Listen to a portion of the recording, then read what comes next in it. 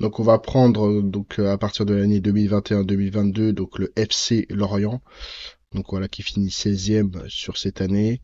Ensuite donc on a directement donc sur l'année 2022-2023 la situation où le FC Lorient fait plutôt une bonne situation, notamment il termine 10e avec il semble que ce soit la situation après Covid. Enfin, je sais plus si c'était ça, mais en tout cas, ouais, c'était plutôt quand même une bonne équipe.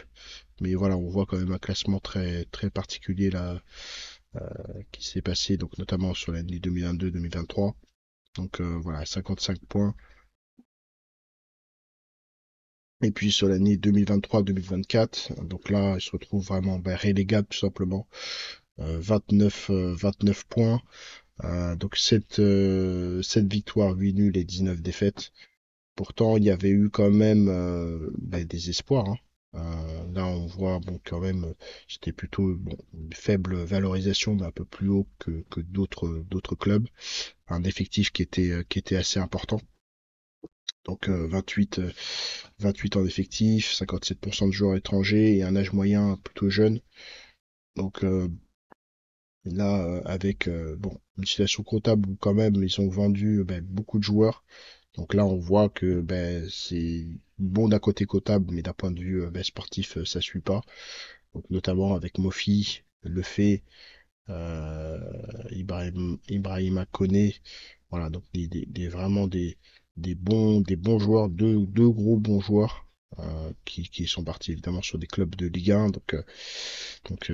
Après, on essaye de faire en sorte de compléter, mais bon, Nani, voilà, on essaie de compléter, mais globalement, même s'ils avaient eu quand même, voilà, sur leur équipe, il y a quand même des joueurs qui sont intéressants. Euh, Notamment, alors on a Mendy, on a Benjamin Mendy, évidemment.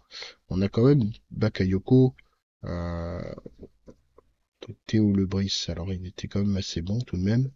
Mais voilà, quand même une bonne situation euh, des joueurs qui étaient de renom, qui étaient venus. Ils ont quand même réussi donc sur la dernière journée à infliger 5-0, mais voilà, ça suffit pas à ce moment-là. Ils ont quand même acheté des joueurs, surtout sur la phase de, euh, de mercato estival, enfin hivernal plutôt. Ils ont quand même acheté pas mal de joueurs et pourtant la tendance reste baissière.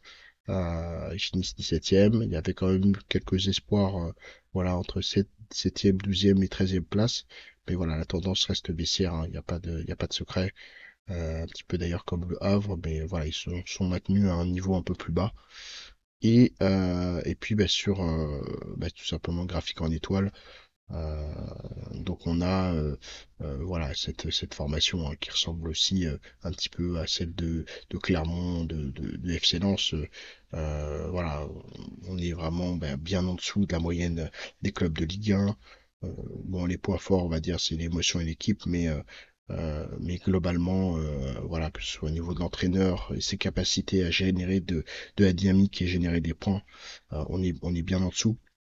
Donc c'était dans les pronostics pas forcément. Enfin, le Havre était mieux positionné sur nos pronostics pour pouvoir se maintenir, mais Lorient, d'un point de vue strictement, enfin sur le papier en tout cas, on pouvait se dire que Lorient pouvait être tout à fait, je dirais intéressant. Mais voilà, ça n'a pas suffi. Donc le temps que la machine se mette en marche, est-ce que c'est une histoire de vestiaire aussi?